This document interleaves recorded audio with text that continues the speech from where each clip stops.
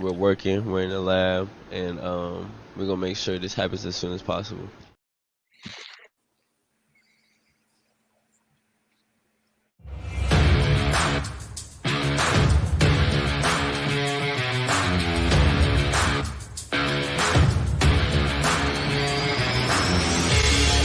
Welcome to an episode of the Sports Genes Into the Lab podcast, where sports analysts and experts dissect the latest news from the NBA and NFL, giving you a unique view on some of the hottest topics around your favorite teams. From the fresh field smells of the NFL to the hardwood courts of the NBA, and possibly your comfy couch for your fantasy football team. Let's see what kind of news the lab is working with today.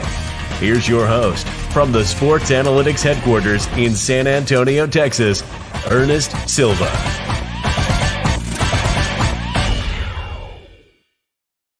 All right. We are back. We are back in action. Appreciate it. Had a bit of a 2-week hiatus. I am doing fine, doing much better than before. I am your host, Ernest Silva. This is the Into the Lab podcast from San Antonio, Texas, out of our home studio. Very excited. I'm joined in the lab with producer Londo. What's going on, man? What's up, guys? How's it going? There's the hand. Londo in studio. You can catch him at Londo4291. Londo, the Bears not doing too well this year. I know, man. That's probably the biggest disappointment for me this year. That's okay. You can still preach more for 4, though, fantasy-wise. He had a really good week, so he's back on track. He did all right, but I still lost. So, I mean, it is what it is. Well, buddy, it'll all be okay. Joining back, of course, repping the Stros gear, Chris Borak at Plus Walker. What's going on, Chris? Hey, Astros are still your division champions, soon to be back-to-back World Series champions. So sorry for all the haters out there. I see Josh taking a big deep breath, but that's okay. I mean, fight it, but you have to accept it. Oh, dear God. I knew that was coming. Coming back from the dead, Josh Elliott. He plays with the ITL Pick'em. We don't really... unless he's commenting, we don't really feature him. But Josh Elliott, 9. What is going on, my man? Not much, man. It feels good to be back. It's been a while. It's been a long time since I've been on the screen here, but I've been getting called out a little bit in the group chat from I'm not going to say any names, Kenny, but not coming on the show, just handing in picks, eh? So I mean, I'm here, but where's Kenny? Kenny's nowhere to be found. What's going on? Wow. With that? You know he's watching. I'm wetter. Kenny. I'm here. I'm ready to give out some picks. Talk trash about the Houston Astros. Wow. And whatever you guys want. I'm ready to go. Josh, how is talk to us about the stash? What's going on with the stash here, man? I think he's frozen. He's frozen. This stash was too much. It was. Nope, there you're back. Maybe not. We'll come back to Josh and the stash when he's not if he frozen puts on anymore. an Astros hat, his stream will probably work. No, the stash. He was frozen with fear from seeing that we had an Astros guy on. Yeah, he should be. He should address us as champions too. I think the Houston Astros canceled him. Oh wow. I'll tell you what, I left him for last because he's the last call podcast. Chris Connor back on the show 3 weeks in a row. You must like us, Chris. I do, but I'm not happy with one of your boys' own, Jamel Charlo. I was expecting big things. I thought he was gonna, give a competitive fight against Canelo Alvarez, and it was just it was worse than, dare I say, a point spread on Chiefs Jets and watching my money dry up on that. So I'm feeling the hurt. I'm feeling the hurt in both ways. Sorry about that, man. Yeah, we all got hurt by that Mahomes slide. That Mahomes drop down, and it really pissed me off. Josh Elliott, we're just saying, man. I want to hear the story on the stash.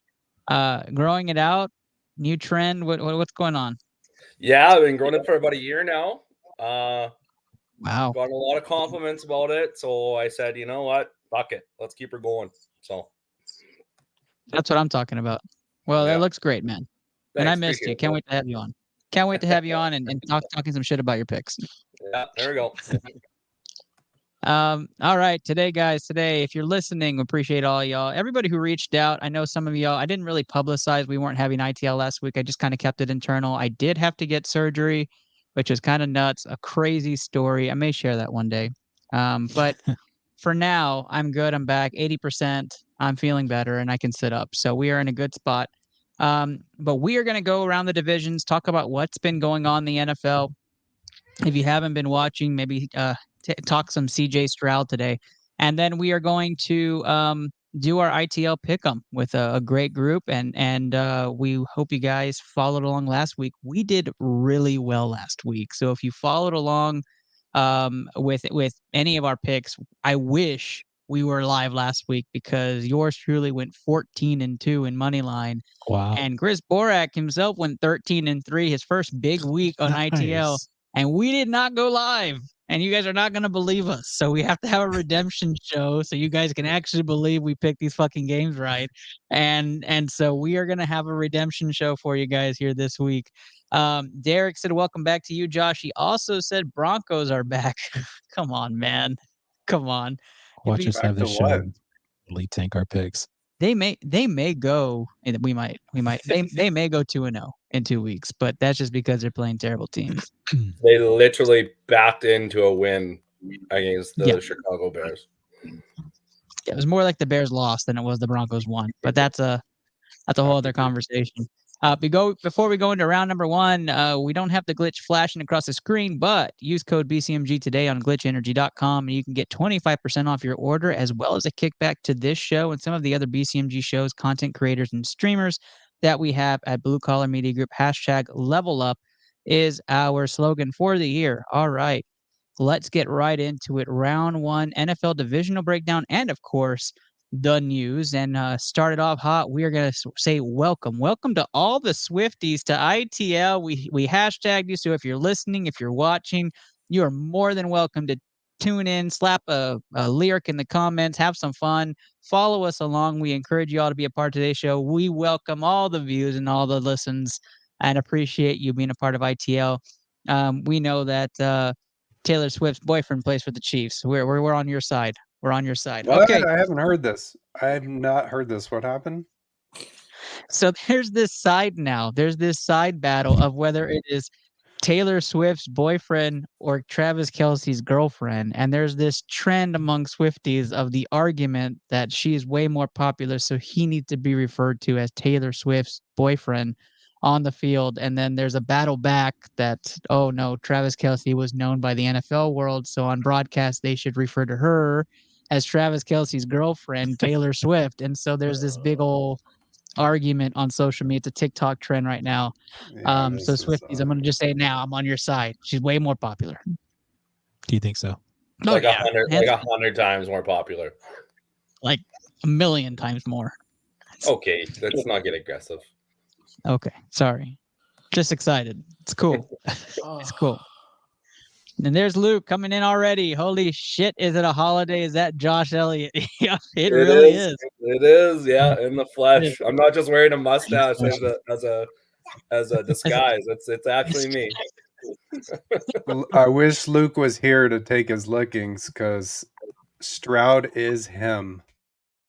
What a good segue. Wow. What a good segue. CJ Stroud news. 1,200 plus yards. I think he's at 12-12.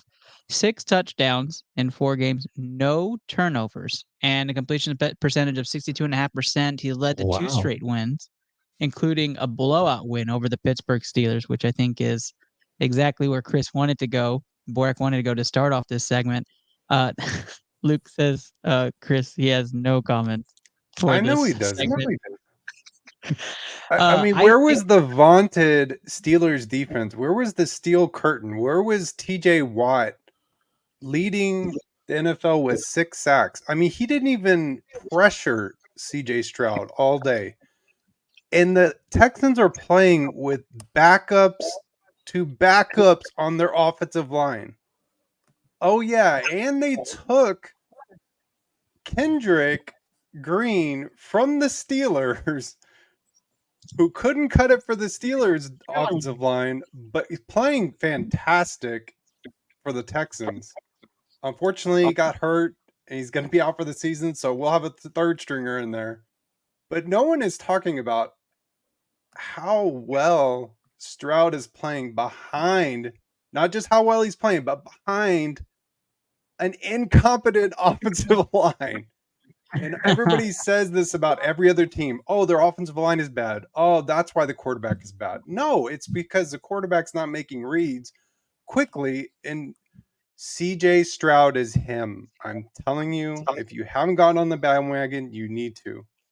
Right now, he is the best starting rookie quarterback ever in NFL history with his numbers. He will break a lot of records if he doesn't have some sort of turnover the next 2 games. So he is definitely on pace to being generational.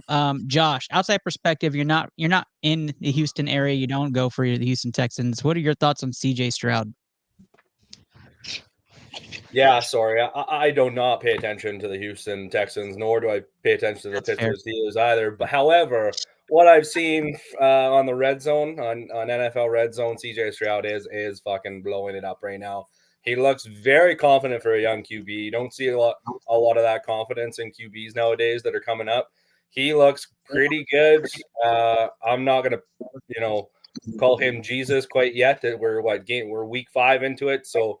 Let's give it a little time, guys. Let's hang out a little bit. Let's see how this works out. But it's a great start. There's no denying that. So he looks good so far. Yeah, I definitely can't complain. And it's a good segue because Chris, Connor, I wanted to kind of segue to your show because we just talked about this last night, and I talked about health being a major thing. That as the line gets healthy, he's just going to get better. Like that's the scary part. Is that as that line continues to get better, he's going to get better. And so, Chris, Connor, let me get your 2 cents. What are your thoughts on CJ Stroud just for everybody who watches ITL? And then, of course, it featured today. I did a segment and a podcast with your show that came out earlier today. You can go listen to on the Last Call podcast. But Chris, wrap us up this 30-second take on CJ Stroud.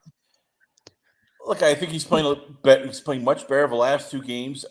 Granted, I think it helps when the Steelers' front four is not getting a lot of pressure. Jacksonville doesn't get a lot of pressure. It's going to be interesting to see what happens. Because the first 4 to 8 weeks, you're trying to figure out how good the quarterback is. And then once there's more tape, teams start figuring out, okay, how does he handle against blitzes? How does he handle against better coverage? That's going to be, I think, the key. It's like, all right, he's doing great. What happens when people figure him out and go, okay, he can't do this, can't do that, and we're going to really, see if he can learn on the fly. Mm-hmm. Yeah. But is the Steelers defense, they don't apply pressure? They do. Like that is definitely a stacked defensive line. So I'm not sure what happened. Just a little bit of pressure.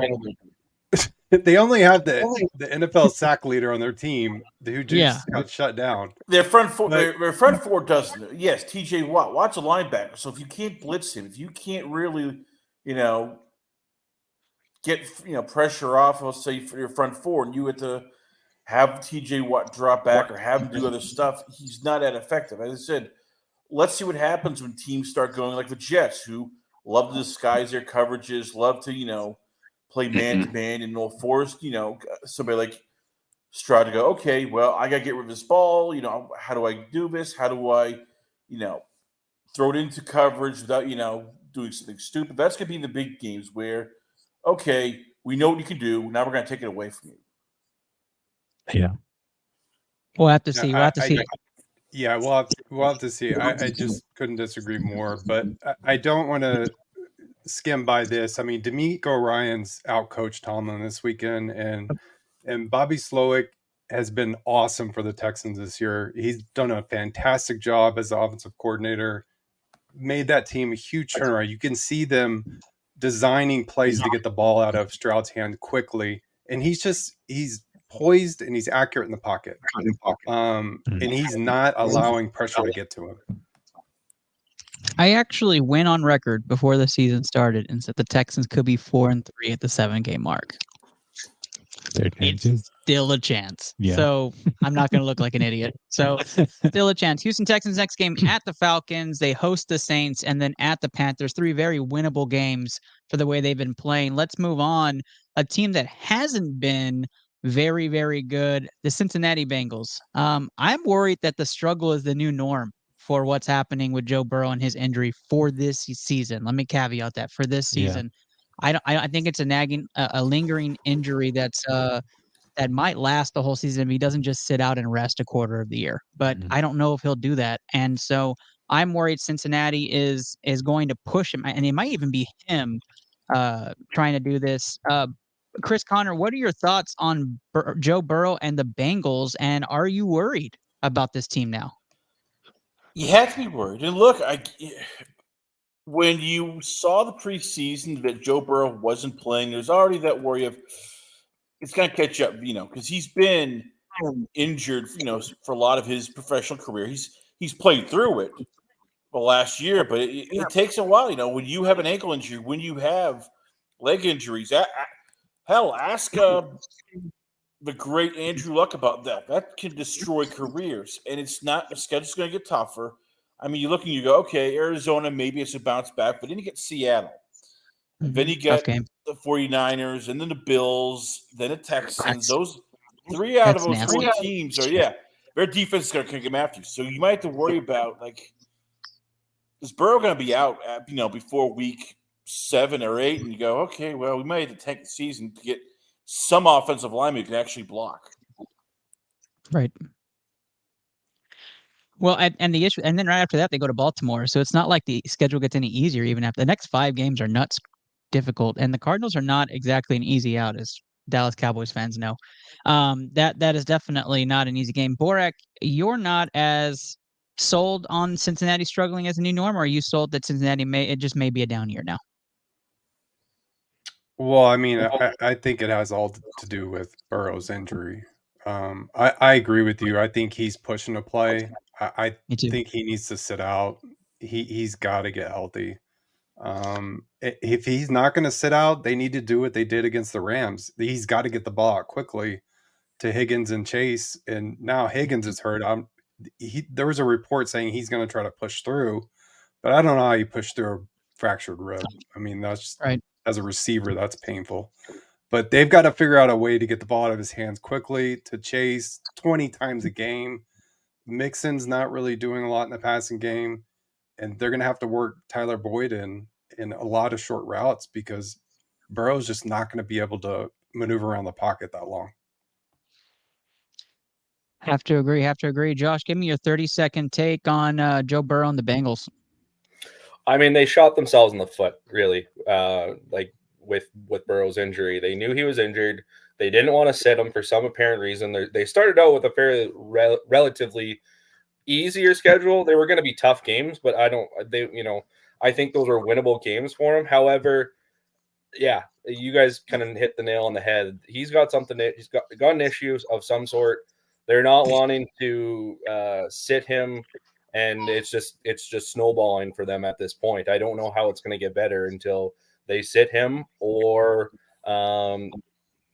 sit him basically, because there's nothing really else that you can do, because he's not going to get better if he keeps playing, right? So they have their bye of week 7, so I mean he's got to sit week 5 and week 6 to get right, and then try to come back after week 7. Yeah, because the schedule lightens up a little bit for Cincinnati, right? You got the Colts in there. I think you had the Jaguars. They have San Francisco after their bye. Oh, that's nasty. They had the San Vikings. Francisco, then Buffalo after their bye. That's bad. I think it's after Baltimore it lightens up, but gosh, that's terrible. You could really be 2-6 going to the light schedule. Like that's bad. That'd be really bad. All right, let's have some fun. Let's go quarterback carousel time. And we like to do this around this time of year to see which teams are struggling and which quarterbacks may be on the move. Londo, we're starting off with you, your favorite, your man, Kirk Cousins. Where does Kirk Cousins end up? Is he staying in Minnesota? Where would you like to see him play football the rest of the year if Minnesota just can't win? I don't know. It's a good question. I think we talked about him going to the Jets. And I thought that was pretty interesting take. You still like him on the Jets? Yeah, I kind of do. I think it'd be a good move for him. But honestly, I mean, I feel Cousins can probably do pretty well with the Jets, or I mean, anyone who's really, really willing to take him. You like Kirk Cousins? That's your guy. Yeah, and he's a committed. I think he's a committed quarterback. So I think you put him anywhere, he can do well. I like it. I like it. I I like would- it. I Anybody would else want to see guarantee- Kirk Cousins I in would any other? guarantee if you put Kirk Cousins on the Jets, their Super Bowl odds will not change. Like, it wouldn't. You think him and Zach Wilson Come are the on same now. caliber? I guarantee you. I 100% guarantee you. Wow. That's I don't know. That's a strong take. I that have is him a definitely. hot take.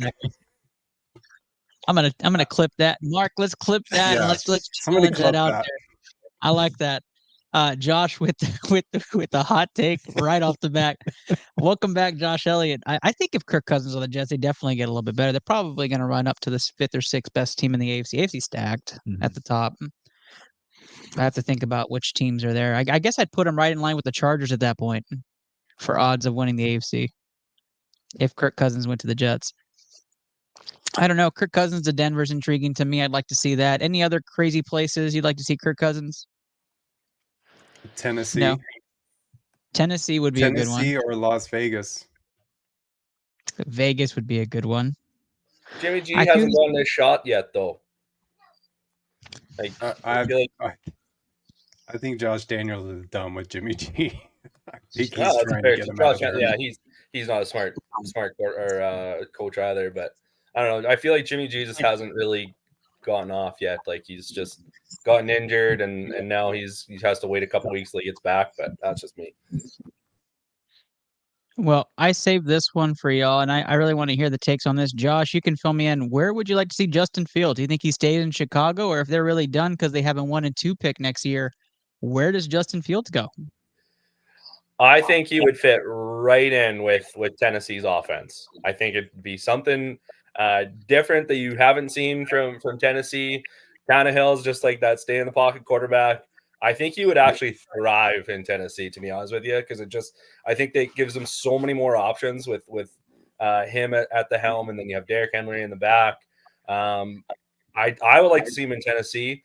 I feel bad for Chicago fans, really. I really do. Like, they're in it tough. Not only that, but I heard a report out this week that Caleb Williams will not elect to the NFL draft this year if they have first overall pick.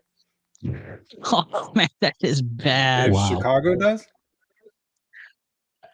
Yeah, and there's a chance that they'll have the first 2 picks, right? So if they will. there's a chance that the Bears have one of those picks or the first pick, I have a feel. I've heard that he's not going to elect for the NFL draft and go back to college next year. He's making more money as a college student than he is as a first overall draft pick in the NFL, apparently. Wow, that's a big take. That's kind of nuts. I will say this though, that kind of opens the door to a conspiracy theory I have about Sanders. I'm not going to get into it on this show if that were to happen, but it is something I've thought about with Dion and his son going to Chicago together.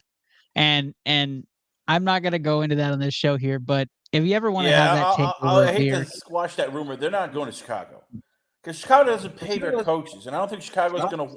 If anything, there's 2 places I think Dion would go in the pros. Number 1, that's Dallas. Let's face it. Jerry Jones would love to bring Dion back. I know, Ernest, you wouldn't like it because you'd be like a great Dion show and Jerry show 24/7. can't do it. It's prime time. But what if it did? I'll tell you the other What's one. the Sleeper. Atlanta. He's from Atlanta.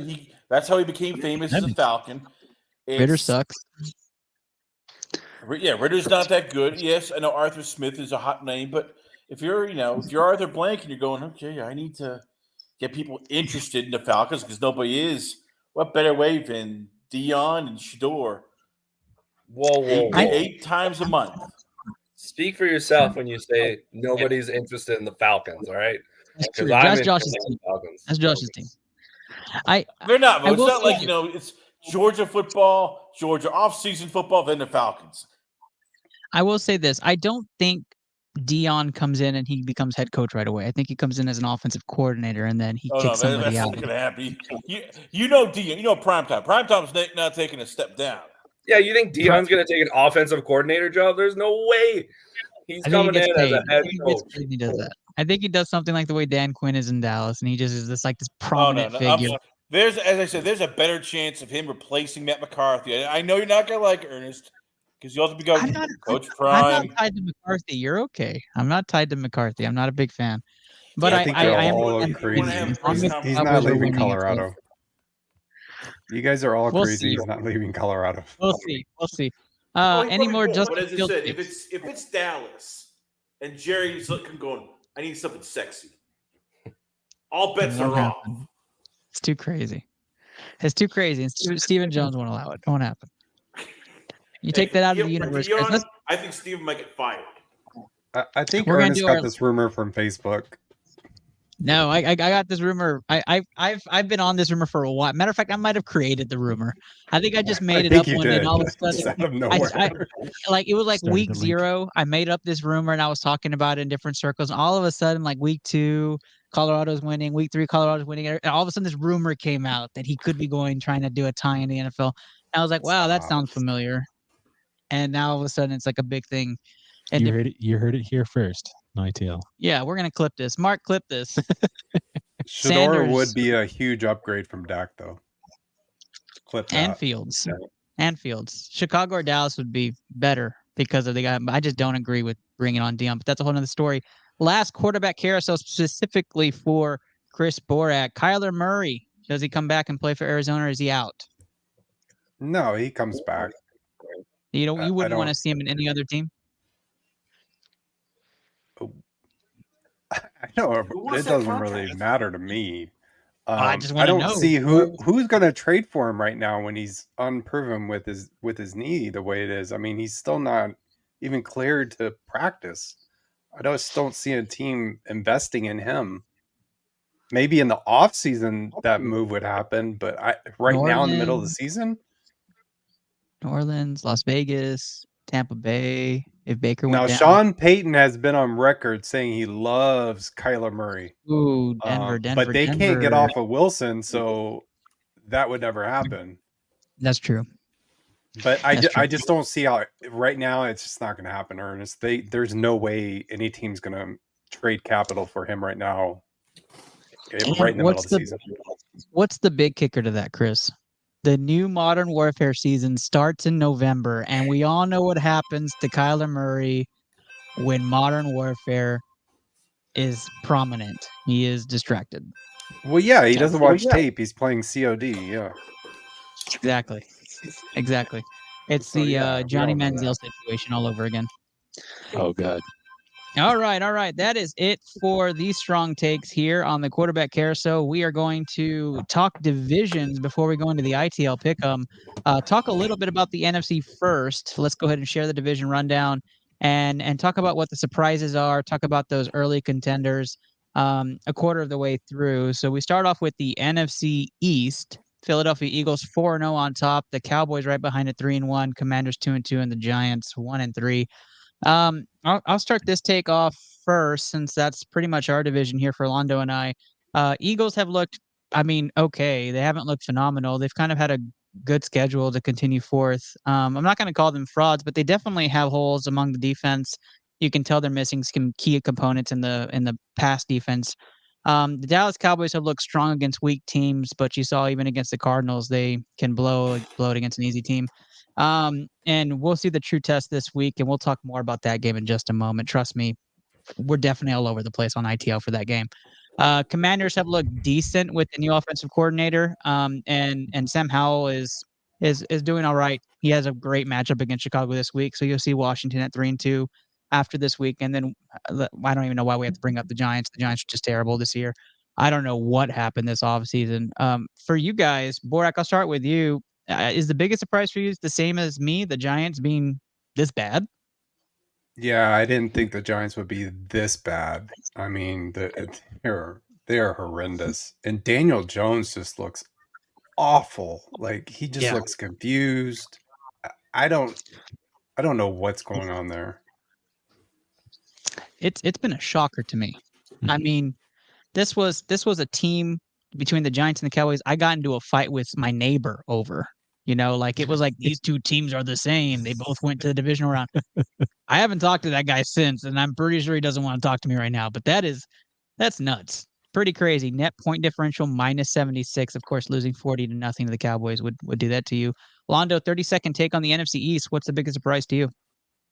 I mean, the Giants definitely, but that loss with the Cowboys really got to me, man. I was like, what the hell happened there? But then again, it's like you expect the Cowboys to lose something like that. I don't understand how the Eagles are 4-0 right now. That one's kind of a big shocker.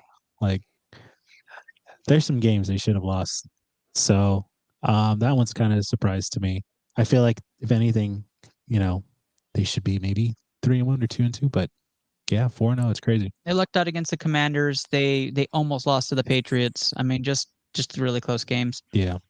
We'll move on to the NFC North, and the NFC North, definitely not one of our prouder moments. Our division winner pick for ITL, the Chicago Bears, are 0-4, at least on our part. That was bad. No, your pick. That was your pick, Ernest. Londo and I's pick. We both went for it. Yeah, we went for the home run. I was nowhere near That that. parlay is not working out. That parlay is not working out.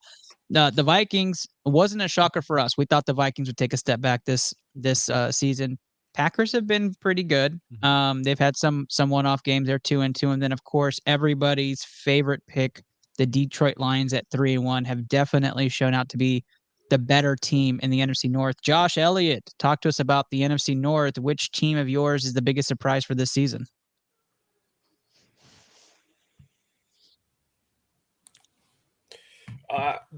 Basically, the main one is definitely the Bears. Nobody would have thought that they were going to go 0-4, except for everybody probably thought they were going to start out with really shitty. But honestly, this was such a toss-up division for me. I knew Detroit was going to take a step forward after the year that they had last year. Added a few key pieces, and Aiden Hutchinson's going to be an absolute rock star in this league in the next 5 years or so.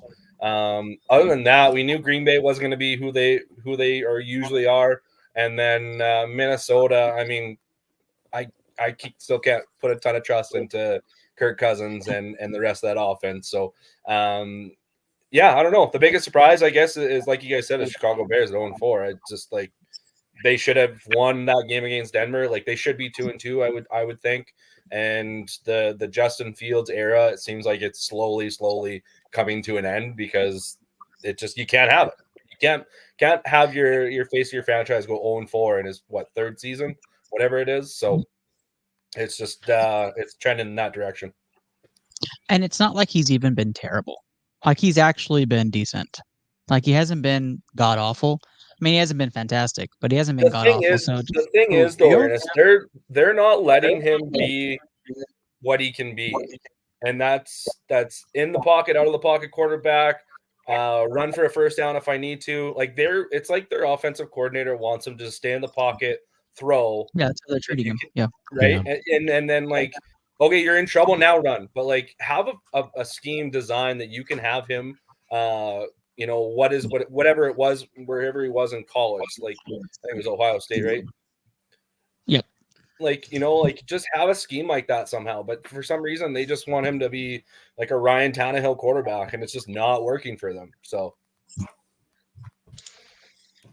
yeah, I completely agree with that take. I know it's going to show the Cowboys homer in me, but it reminds me of how the Cowboys ruined Quincy Carter. Like they made him run the offense through Quincy Carter and have him stay in the pocket, and he was just god awful for like 8 games. And then all of a sudden they're like, "Oh, let's run the option with you," and then he was actually decent for like 3 games, and then got hurt and he was done. Yeah, like that's what it reminds me of. So, sorry, last 30-second take, Chris Connor. Biggest surprise in the NFC North? To me, it's the Minnesota Vikings. I mean, yeah, I know the Bears have been disappointed, but I thought they would be not that good. I thought the Vikings would be challenging in this division, and they just look so lost. And it's like, all right, this is a team that you thought, okay, they were in the playoffs last year. They still have their own offense. The defense should be decent, and they just you almost wonder if they're going, all right, let's just trade away the whole thing and get picks. Yeah. Yeah, the Vikings didn't surprise me because I kind of called this too before the season that they were going to be third or second, but I definitely had the Packers lower. So I'm surprised they're doing well. I wasn't as sold on the defense as most were. Let's move on. The NFC South is a fun one right now because Baker Mayfield and the Buccaneers are 3-1, playing good football. Mike Evans out for a couple weeks, although the bye week comes in a great time for them. Atlanta Falcons, Josh's team, 2-2 right now. Miles Bloomquist, shout out to you as well. Definitely playing great football. And then, you watch the London game and you're like, what the heck am I watching? And then obviously Kyle Pitts on the way out. New Orleans Saints, 2-2. They're playing okay football. Derek Carr now hurt kind of gets you worried. And then the Bryce Young-led Panthers, 0-4 at the bottom of the barrel there. Josh Elliott, this is your division, so talk a little bit about what's going on and which team to you is the biggest shocker. For sure, Tampa Bay Buccaneers. I would have thought there'd be no way that Baker Mayfield was going to lead an NFL team to a 3-1 top of the NFC South division after week 4. There was just absolutely no way. I don't know what they're doing in Tampa Bay. I haven't really been watching a ton of their games at all, but it seems to be clicking. They seem to be rolling. Big win against the Saints this past week, but yeah, they're definitely the biggest surprise. Saints losing Derek Carr is very detrimental to them. It doesn't matter if they had Alvin Kamara, but I don't know where that team goes without him. But yeah, Tampa Bay Buccaneers, Baker Mayfield, who would have thought? Yeah, and they're paired up with AFC South, so very much a winnable type of year. 10 probably gets you in this division, so they're definitely in a great place. Londo, who's your team that you think will come out of this? Who's your biggest shocker? Well, I was surprised to see the Panthers were 0-4, actually. Yeah, that's pretty bad. It's pretty awful. No, but Buccaneers, man, yeah, they're doing awesome. Did not expect that. So I am rooting for them. And but then I did not know. I did not see that coming with the Panthers. It's actually kind of shocking me right now. But that's all I got on that. Great. Borak, do you think that this is telling for Bryce Young or just the stature of the team? You shouldn't compare like the Young Stroud comparison. Too early to tell yet that was maybe not the right choice for Carolina. No, I don't think it's not. I mean, if you're a Carolina fan and you're seeing Anthony Richardson and CJ Stroud ball out, like I would be a little perturbed about, hey, why did we draft Bryce Young again? Because it's not like the Panthers are far off from the Texans personnel. Like, you're not going to sell me on that. The Panthers defense is not bad.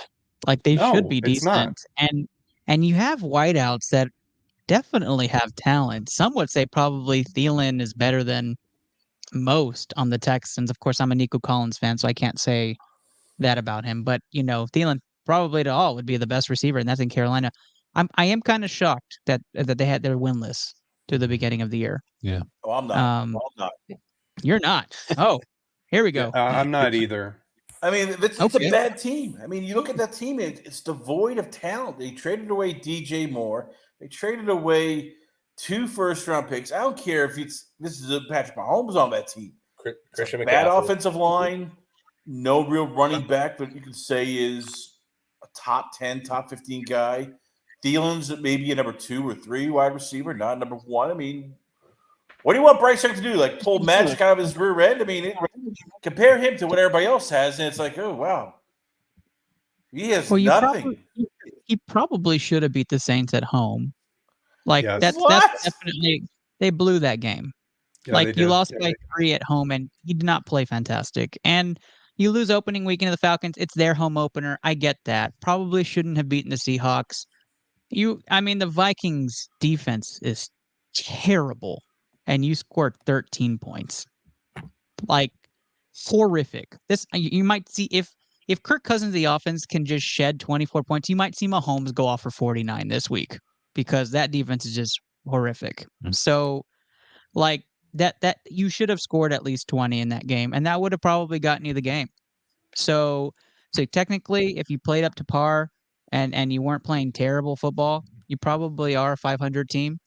But to me, they're underperforming. And Bryce Young is not him right now. So that the progressions aren't there. He's struggling out of the gate, and that happens with quarterbacks that come out of the program. So, yeah, He has I no mean, talent. I mean, that is a bad offensive line. When you're getting sacked 5-6 times a game, that's not the quarterback's fault. That's the offensive line. It's like, okay, this is getting crazy. I mean, 3 games, he's been sacked 11 times. He's been hurried nearly 25-30% of his throws. I don't care what quarterback you are. You need to have talent, and they have none. That's a bad team. They traded too much to get him, and that's showing. well, I have to say, I would Houston argue was their worse. offensive line. I would argue their offensive line is better than the Texans I right now, would. Right now, it probably is. without a doubt. I mean, they have their entire starting line. That doesn't mean anything. It's still a bad offensive line. When you look at it, it's like, wow, you have either Ricky Lee or Taylor Mott or David Sharp at one tackle. But neither of those guys, I would say, are top tier. Your center is what? Bradley Bozeman, your guards. I mean, they can't block. They are not a good pass blocking team. This is a bad team. But I think their defense has played well enough to keep them in games, and they've been right there at the end, and Bryce Young just isn't getting it done.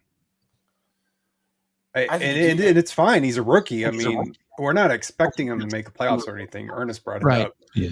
But if you're a Panthers fan and you see CJ Stroud and Anthony Richardson playing the way they are, yeah, I'm questioning, okay, should we have drafted this guy number 1? Now, will that be the same in 2 to 3 years? I don't know. But at this point in time, yeah, I would be a little ticked off. I will say this, in comparison, right? We're talking about comparison of how much you've been hurried, sacked, knocked down. CJ Stroud is 6th most quarterback, knocked down, hurried, sacked, and Bryce Young would be 13th. So as far as that goes, that metric kind of hurts. But again, offensive line's not great, and Anthony Richardson's kind of set up for success in Indy. That offensive line's pretty stout. Just no JT, and now they're throwing a lot more, and they're using him for the run game, which that sucks, but that's just how it is. We're going to wrap things up on the division things for the NFC. We'll do AFC next week. Last but not least, the NFC West. Stacked division this year. Niners 4-0, Seahawks 3-1, surprising Rams 2-2. They've been very good this year. And then the Cardinals 1-3. Josh Elliott, I'm going to give you the honors here. Who's your most shocking team in the NFC West? I mean, this is such a tough division. It's so stacked, like it's so good, right? Honestly, even though they're 1-3, I think it's the Cardinals. Like they've played so well against teams. They've taken every team that they've played right to the fourth quarter. Even against San Fran this past week, like they've looked pretty good. I don't think their record reflects how good they are. After that, I mean, maybe the Rams at 2-2. Like I thought I had maybe San Fran 1, Rams 2, and then Seattle 3. But other than that, I think San Fran's going to do what they're going to do. But yeah, Cardinals coming out of that division, like they've looked good so far. They've been a big surprise for me. Yeah, I was telling this to Borak on the side, but in games when they lose, they're in it till like the 4th, and then all of a sudden the other team runs away with it. And that even the last game against the Niners where they lost by 1 million, right? There was a 21-16 game going to the end of the third, and it was a close game. We were all kind of shocked. So when we were talking about the carousel there, and you had Kyler Murray, I was going to say that name should be Romeo Doubs. Like, don't you think they're going to want to probably trade? Like, he looks like a starting NFL quarterback right now. Like, Tennessee or Chicago would love to have him because he's played so well. And then you have Kyler Murray if hopefully he's 100% healthy and comes back and does Kyler Murray things. Like Romeo Doubs could be a starting quarterback in this league sometime soon. I bet you. You're talking about Josh, right? What's that? You're talking about the Joshua quarterback. Josh Dobbs, sorry, not Romeo Dobbs. Josh Dobbs, yeah. Although he probably could be a quarterback too. I'm gonna just put that. I'm just kidding. I just wanted to cover. I just wanted to cover you. Just wanted to cover you. Chris, I'll give you the final take on here. 30-second take before we go to primetime pick'em. Who do you have in this division being the biggest shocker? The Rams, just because they have so much dead money, and yet they're looking. I thought it was going to take them another year or two. This year be the year we start selling off pieces, and you're looking going, all right, they could be a surprise playoff team, and they're doing it with rookies. They're doing it with a lot of kids like Puka and Titus Atwell, and you're going, okay, this could be a team. But in a year, you're talking. Oh, they're back. They're back in the hunt for the Super Bowl. Yep, kind of a shocker. I did not see the Rams being good, and then no Cup. I thought for sure it would have been a crap start to the year, and they've actually been surprising. That is our NFC analysis. Thank you for being with us. We're going to go right into primetime pick'em. No commercial break today. We took quite a bit of time on the news. We're going to go to the ITL pick'em. If you're not familiar with primetime pick'em, let's do a rundown. If you're listening, start taking notes. Get those pads out. Get your notepad out or your note app out if you're driving. Be very careful with the car in front of you. But here we go. How primetime pick'em is going to work. We're going to look at against the spread picks, which means we're going to look at the difference in what Vegas has in the odds.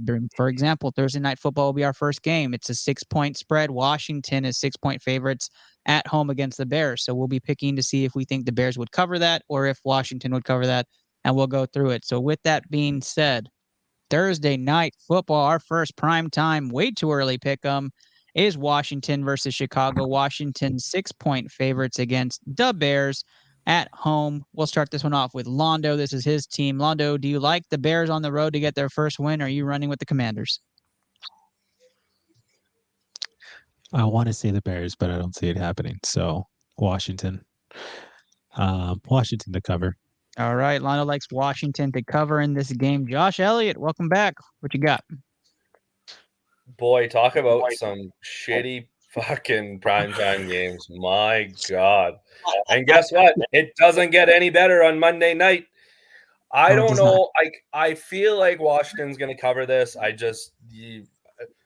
All of Chicago Bears' hearts were just ripped out of their bodies last week, and it's just there's no life there anymore. There's nothing. They're trying to tank now for Caleb Williams, which is probably not going to happen.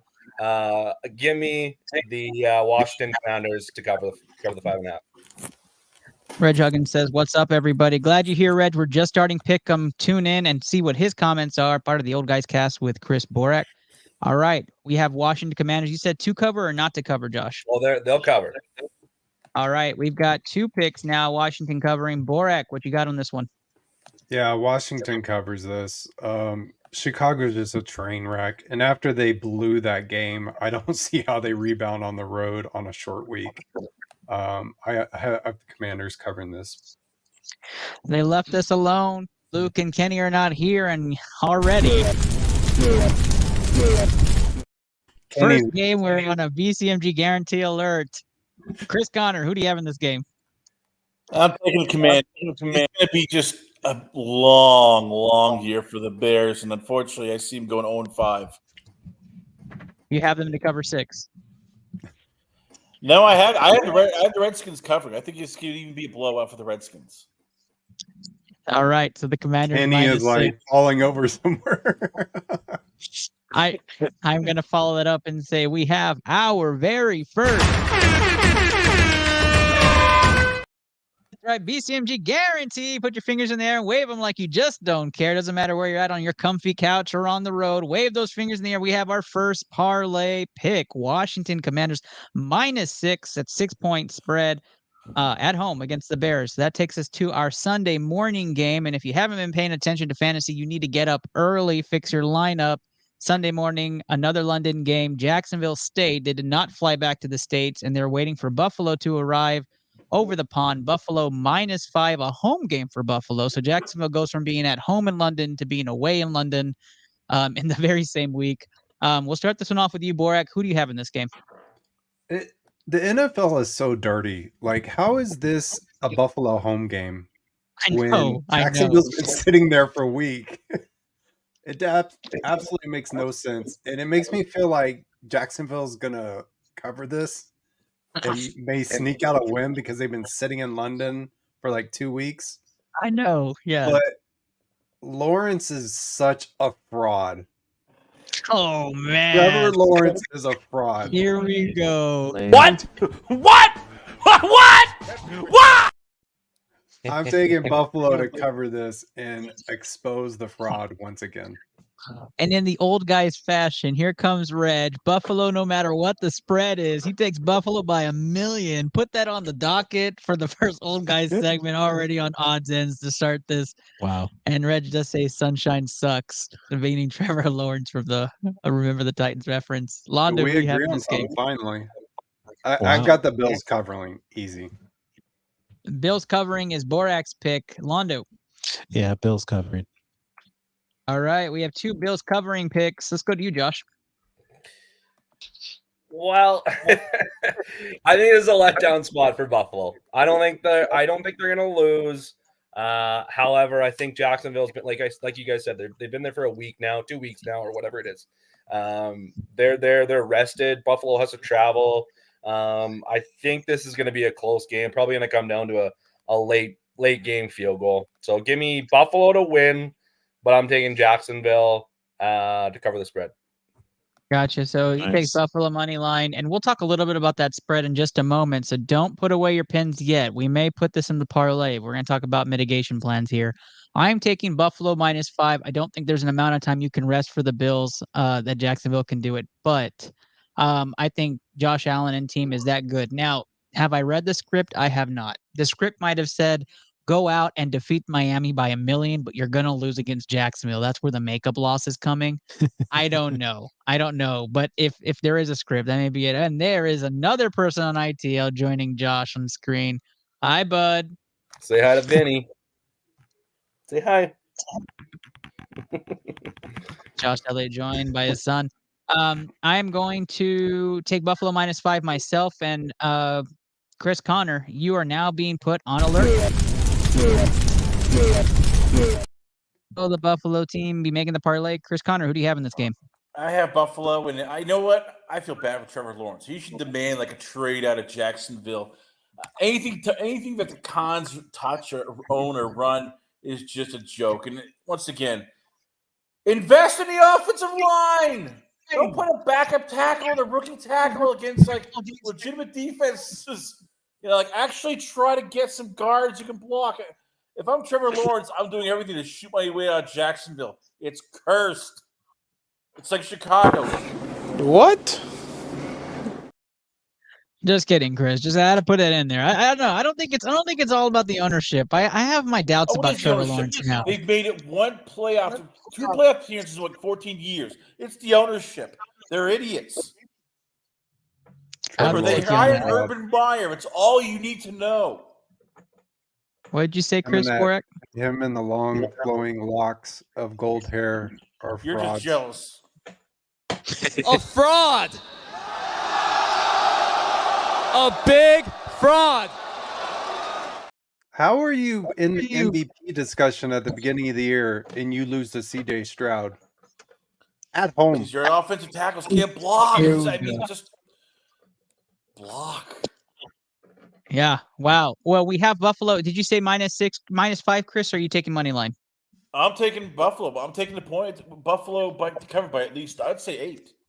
Okay, so I'm going to start this off pretty low for you, Josh Elliott. Buffalo -2.5. Are we adding that to the parlay? Yeah, I feel very, very confident 2.5. At 2.5. Oh, I guess so. I don't feel comfortable about it, to be honest with you. I really don't. Are you good with just money line then? I'm fine with just money line. All right, Buffalo money line getting added to the BCMG guarantee parlay. We are 2 for 2. Those fingers in the air and wave them like you just don't care. That is right. The BCMG guarantee, a guarantee that says if you don't win money off this parlay, you need to contact Steve, the General Reisner, for your money back. All right, we are going to go to our next primetime pick'em game of the week. Denver -2 versus the New York Jets on primetime TV. Wow. The Fuck is up rivalry with you? game. Game of the week. A rivalry game of the week. We'll start this one off with you, Chris Connor. Who do you have in this game? What's the spread again? -2, Denver. At home. This is like almost between like death by firing squad, death by hanging. All right, I guess I'm going with shoot me here right now, the Jets, just because the Broncos look like they're lost half the time. The Jets seem to at least have fight. So yeah, I'm going with the Jets, but don't hold me to that because, as I said, I could change my mind in like the next 5 minutes. This has got to be. I love the pick. This has got to be the most. This is exactly how the Jets season is right here, and Reg just perfectly teed it up. JETS, Jess. Jesus. It's perfect. I mean, the most perfect thing that's happened in covering a game. Josh Elliott, who do you have? Clip that. I really don't want to make a pick for this game either. Like, fuck. Like, can we get some interesting games on these primetime picks? Like, what's going on here? I'm gonna go with Denver. I'm going with Denver to cover. Jets, I just haven't seen it really. And their defense is good, but Zach Wilson's garbage. He will always be garbage. I don't care how long it's going to take for Aaron Rodgers to coach him, teach him, whatever. Zach Wilson is garbage, and give me the Denver Broncos to cover. They ended last week on a massive high. Granted, it was the Bears, but I think they're going to beat the Jets too. Wouldn't be a better way to continue to turn on the season with 2 wins over 2 very bad teams and get some momentum. Chris Borak. Shouldn't be hard. Yeah, Zach Wilson is another fraud. I don't know what quarterback. I just got to stop you there, Chris. You have to be relevant in order to be a fraud. So I don't know if he was ever relevant at any point. Okay, Josh makes a valid point there. But I don't know what ghost of Joe Namath entered Zach Wilson on Sunday Night Football, but that was an anomaly. He's not going to play that well at Mile High. Give me Denver to cover easily. Denver -2 has 2 nods here. Jets money line has 1. Londo. Yeah, give me Denver to cover at home. There you go. Denver is getting a supporting cast here. I am actually taking the Jets to win this game. I'm going to take them. I like the defense. I think the defense is still very, very good. And I've seen Russell Wilson against very good defenses. It is not very good football. So I'm going to take the Jets and that defense to carry. It's going to be something really nasty, like 11-9 or something weird like that. And the Jets squeak one out at Denver. So no B seems to guarantee 2 safeties. Yep. 2 safeties. 2 safeties. 1 to end the game too. It's going to be a really random Hail Mary try from round 5. And it's going to be 11-9. Wow. All right, guys. Finally, we get a game, right? Sunday Night Football, probably the game of the week. San Francisco -3.5 versus Dallas, the traveling, going to their second home in California. Okay, we'll start this one off with Londo. Londo, who do you have in this game? Dallas. Dallas money line. Doesn't want the point. I don't think they're going to get those points, but yeah. Dallas money line. He just says straight up Dallas wins. Josh Elliott, who do you have in this game?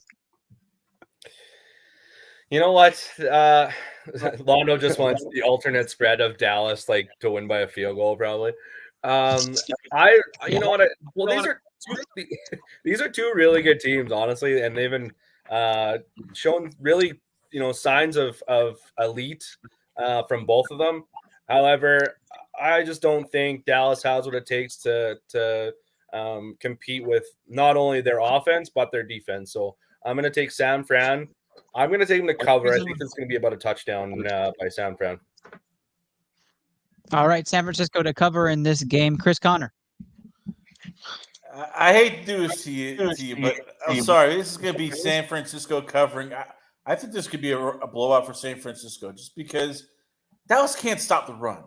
I mean, let's face it, they've beaten 3 really bad teams that have no offense. Now we're taking on a team that can really run the ball, can pass, and it has a fast defense. I'm sorry, this is going to be bad. I hate to say it, Ernest. This could be where we, as Joe Rogan said, stop the fight.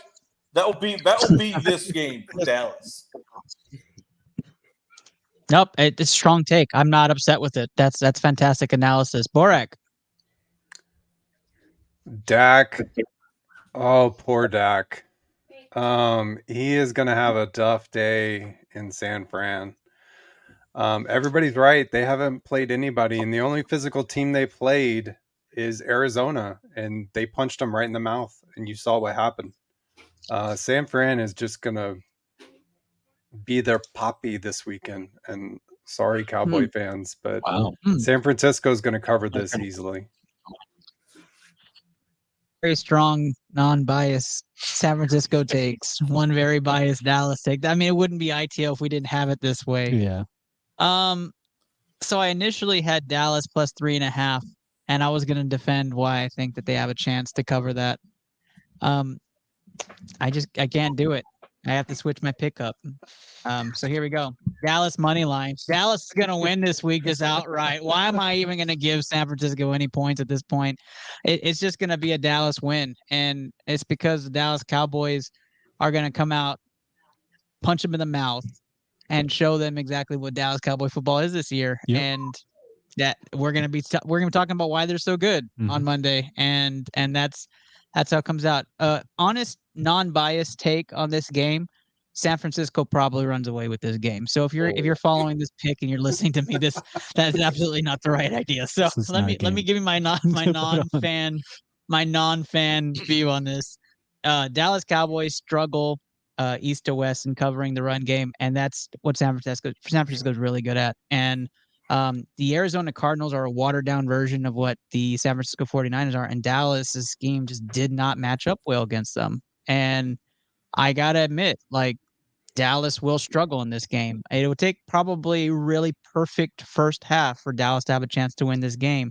They'd have to have a turnover go their way on a quarterback that doesn't turn the ball over, and you're going to have to stay out in front of San Francisco. And the line's going to have to win on both sides of the ball, and we have not been able to do that for years against San Francisco. So Micah's partially hurt, and that does not help the Cowboys.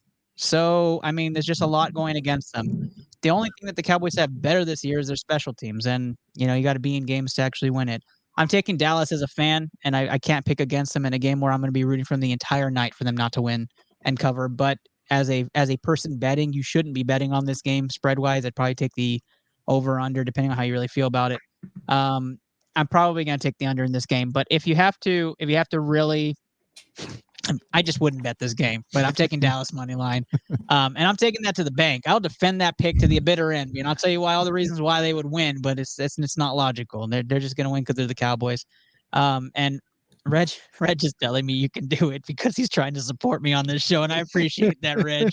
You fill my head up with confidence there. How is that possible? Dak is going to have a great game, but they're not going to win? Like, that's a horrible take, Reg. Oh, wait, no, I'm sorry. I forgot to share this. Talking about you, Boris. He forgot that he picked San Fran, and then he took Dallas. He took it back. That's right. And so nobody's Jets. guarantee for either of these two games. You shouldn't be betting on either of these two games. Just enjoy some Smash Mouth football. Let's talk about the wonderful Monday night game, which is Las Vegas versus Green Bay. Green Bay 2.5-point favorites on the road. This is a tough game to call just because of how weird the Vegas Raiders have been this year. But Chris Conner, start us off. As I said, this is just. I hate to ask. What's the spread again? Because I'm looking at this game like, this 2.5. 2.5. 2.5 Green Bay. As I said, I really hate this game. This is a tough game. On one hand, Green Bay is just not playing well at times. Their defense can't stop anything, but it's Vegas. It's like, oh God. All right, I'll say it here. The Pack will win, and hopefully, Jordan Love for my fantasy team doesn't just like have another game where I'm going, what the hell? Like the Detroit game, that still pisses me off. It still hurts. Yeah, that was bad. All right, we have a Green Bay pick to cover, I'm guessing. Correct? And I am taking Green Bay to win and cover in this game as well. I like Green Bay on the road. I think they have a bounce back game Monday night, prime time. They're all talking about love and the resurging Green Bay love of quarterbacks. Josh, who do you like in this game? Yeah, like another tough one. I have a feeling Max Crosby is probably going to get a couple sacks. However, he's going to have Jordan Love on the run all night, which is going to push him out of the pocket, and he's going to run for probably 50 yards. That's one of my bets that I'm making. So I think this is a bounce back game for Love as well as the Green Bay Packers. Other than that defensive line that the Raiders have, there's not really much else to be cheering about for the offensive side, at least on that side of things. But I think, like you kind of said already, bounce back game for Green Bay, and Love gets a couple touchdowns too, probably. Love it. Get it. All right, Londo, what do you have? Yeah, give me Green Bay to cover. All right. Well, that puts Chris Borak on the hot seat, and well, it is rising. Borak, who do you have in this game? This game is so gross. For everybody, all the bettors out there, do not bet this game. I do love Josh's analysis about Jordan Love over on the rushing yards. I do love that. God, is Garoppolo cleared yet from his concussion protocol? Let me double check, but as of 8 o'clock today, no, he's out. This is so disgusting. I'll take the Packers to cover.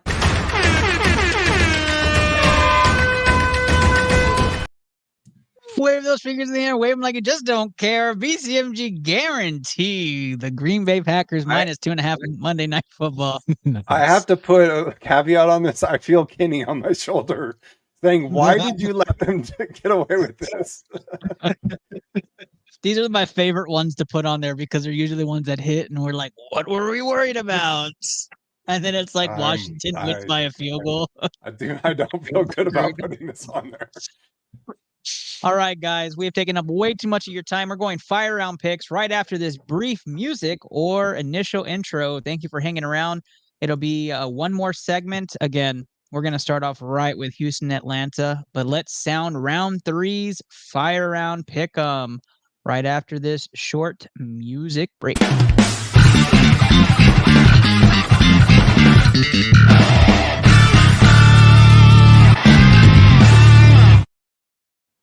All right, fire round picks. We started off Houston at Atlanta. Atlanta, the 2-point favorites at home. We'll go around the room. I have Houston winning this game on the road. Josh. We got our first mute of the night on Josh. That is number one. The mutes are minus 2.5 tonight, and Josh has hit the first one tonight. Thank you, Josh. Yeah. Give me the Falcons by touchdown, boys. There we go. He takes Atlanta, and he says he likes the spread. Borak. Texans. I don't even know why I asked you. Londo. Houston. We've got 3 Houston picks. Chris Connor. I'm going Houston. There we go. 4 Houston picks in this game. Josh, you're the lone man there, so it won't hit the parlay. We move on. Miami takes on the G-Men. I'll just go ahead and ask, is anybody taking the Giants to win this game? Nope. All right. So Miami went to the BCMG parlay. However, the spread is 11 points. I can't believe that spread's 11 points. Honestly, it should be 17. Like they will win by 20 points. Are we good putting Miami minus 11?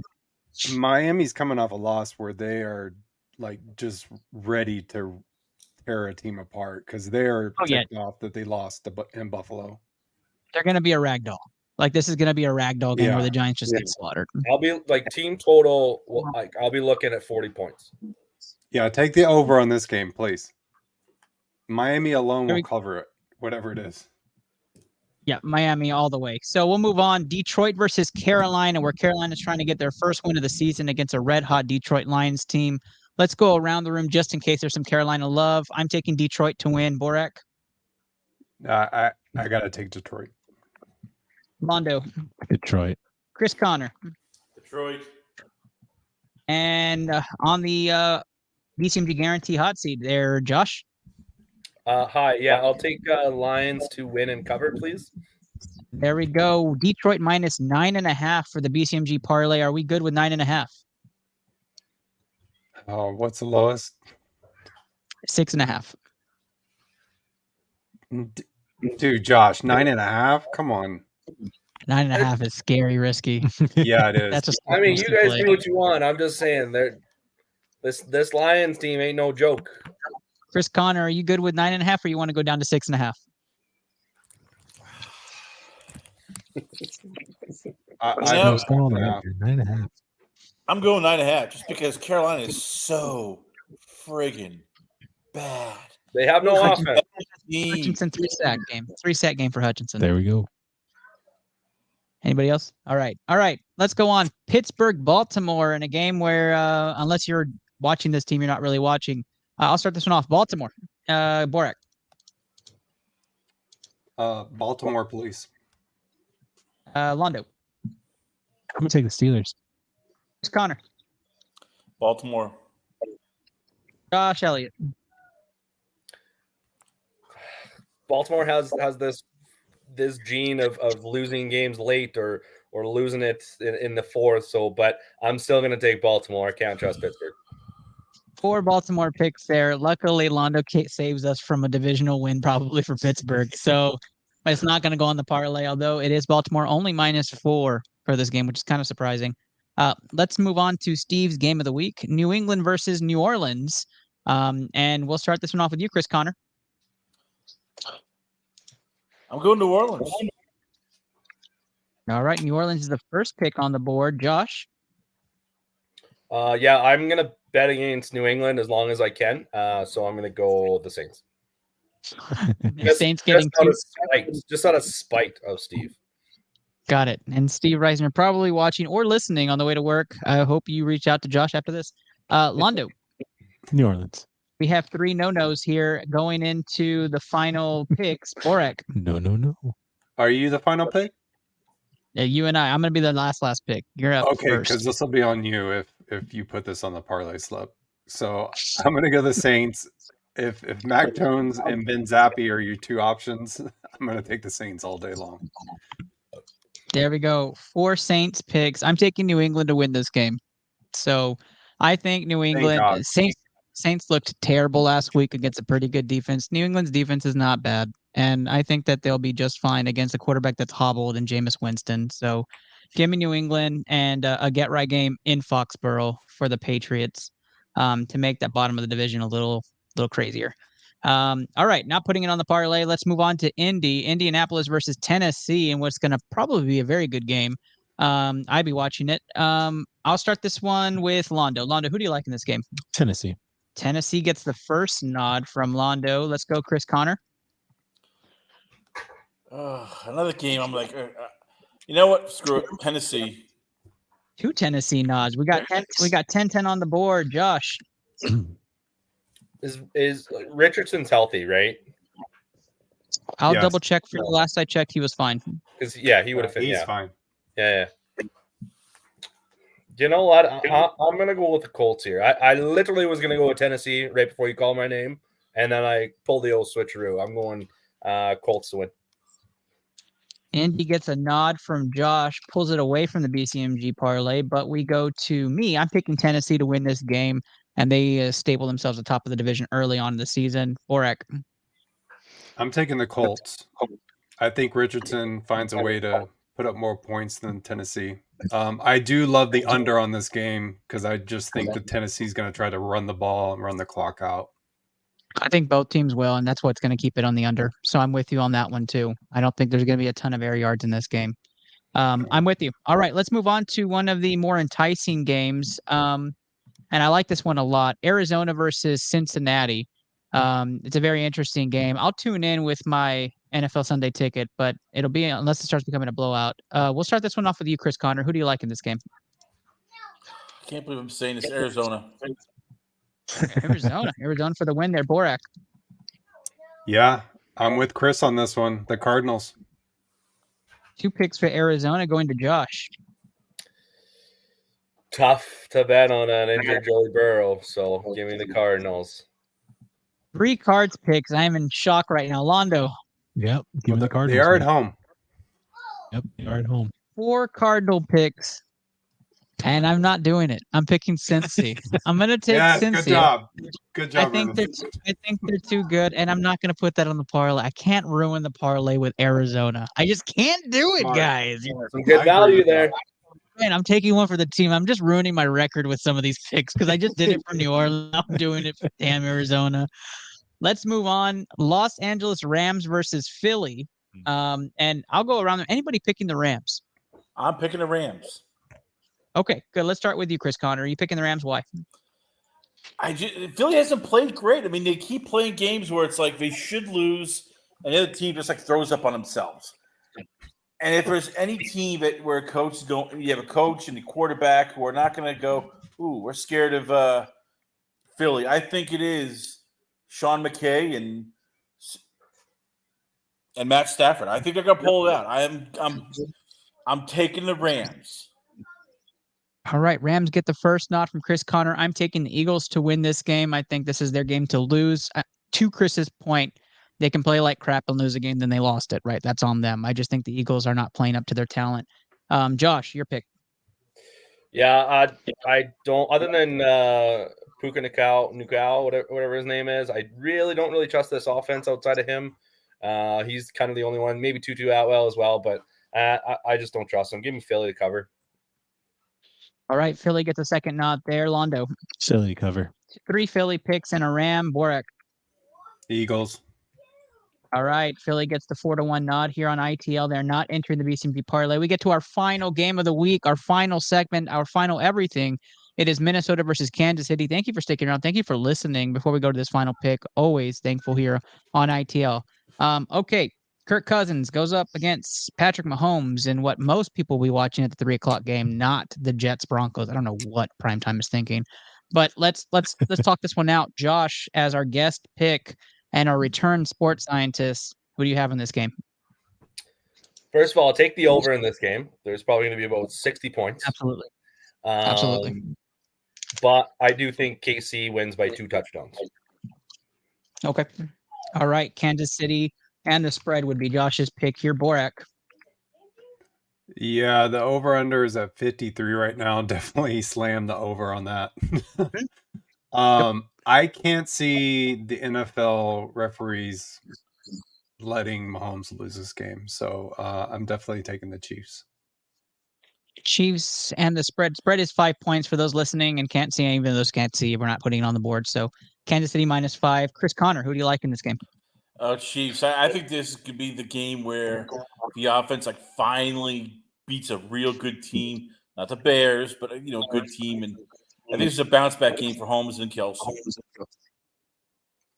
I am taking the Chiefs to win and cover as well. I think it's going to be a high scoring game for the Chiefs. I don't know if they reach the 40-point mark because Andy Reid's not one to kind of like slam it in the face of another opponent, but I think something like 38-26 is the game, and it's just never going to be a question on who's the better team. But I think Kirk Cousins and the Vikings reign together may be coming to an end at that point. Taking the Chiefs, and I did this on purpose because Londo started this off, and he is going to end this off here. And we are now on a has to choose whether he's taking Kirk Cousins and the Vikings or if he's taking the Chiefs. I'm going to be rooting for Kirk Cousins, but you can put me down for the Chiefs. All right, we got a Chiefs pick there. Chiefs into the parlay. Are we good at -5? I think we're all good. I don't think any objections. All right, the BCMG guaranteed parlay is Washington I'm a little worried about -6. 5. You're worried about 5. Okay, are we good at 2.5? I think I'm overruled, but I'm worried about 5. I could see the Vikings backdoor covering this. I feel the same. That's why I'd want to go for Minnesota. But I mean, 2.5. Are we good with 2.5? I'm fine with it at 9.5. So I would be good at 10 also, but I'm not going to put that out there. We'll just do 2.5 to make it safe. Washington -6, Buffalo money line, Green Bay -2.5, Miami -11, Detroit -9.5, Kansas City -2.5. It is a 6-team BCMG guarantee parlay. Again, if you don't hit on that BCMG guarantee parlay, you reach out to Steve, the General Rice. He will definitely reimburse you. Now, for the BCMG parlay guarantee, and there's the finger waving by Londo. We will post what the odds are when we post the podcast episode Thursday morning. Catch the podcast release Thursday mornings, and you can hear our wonderful voices one more time. Again, I am your host, Ernest. So from the bottom of my heart, thank you so much for listening. We're going to do a roll call around the room. Let's start this one off with the last call. We'll go backwards. Chris Connor, tell the people where they can find you. You can check me out at lastcallpodcast.com. Once again, I had Ernest and I were breaking down the Texans, Cowboys, and hopefully I'll be having some more surprise guests this week. But check it out, lastcallpodcast.com. Also on Twitter, Instagram, even Facebook. It's Last Call Podcast. That's wonderful, Chris. It's awesome to have you on as a regular now. You've been such a breath of fresh air. So wonderful to have a new sports scientist join the group. And check out his show, especially this week. He has a really good guest on his show. So check it out. Listen up. It's good stuff. Thanks again, Chris. Now we're going over to Borak. Borak, tell the people where they can find you. You can find me on Twitter at ClutchZeddy52. Appreciate you having me on, Ernest, Chris, and Josh, and Londo. It's a good time talking to you guys. Appreciate the time to talk about sports, and good luck to everybody this weekend. Absolutely. Now the man, the myth, the legend, he makes his return, the sports scientist of old, Josh Elliott, back in action. My man, tell the people where they can find you and your lovely face. Yeah, you can find me. Well, you probably can't find my face on X or Twitter, or whatever the hell you want to call it nowadays, but you can find me on X, Josh Elliott 9. I'm usually chirping somebody on there, and whoever is doing Londo, if you're doing the graphics, you got my name wrong 2 different times there. I'm usually chirping somebody on Twitter /X. It's probably going to end up being Kenny this week, chirping him. So,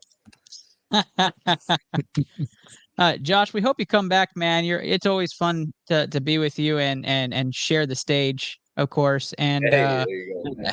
you've got the banner fixed. So we appreciate you, man, and we look forward. And of course, if you beat everybody this week, just come back and put in everybody's face at that point next week, and just make a guest appearance. You know what? Even if I lose, if I'm last, I'll probably come back and be like, no, that's not the way it should have went. That's I was always right. I still am right. But yeah, I'm very welcome. I'd be very welcome to come back and be on the show. I miss doing it. So whenever you want me here, We miss you too, man. Good luck to your Blue Jays. I know us Astros fans, we're not going to commingle too much, but good luck to your Blue Jays. Thanks, buddy. At Londo is the producer in studio, now on the mic. Londo, say bye to everybody. Y'all have a good one. Good talking to you guys. Thanks for being on. And y'all can find me right here, ITL Studio. That's right, here in San Antonio, Texas, powered by Blue Collar Media Group, #level up. Thank you guys so much for being a part of tonight's episode. Be safe driving to work. Be safe picking your picks this week. Don't forget about the bye weeks. Lots of bye week teams. I think 4 teams are on bye week, so check those rosters. Thank you guys. Have a great day, and thank you for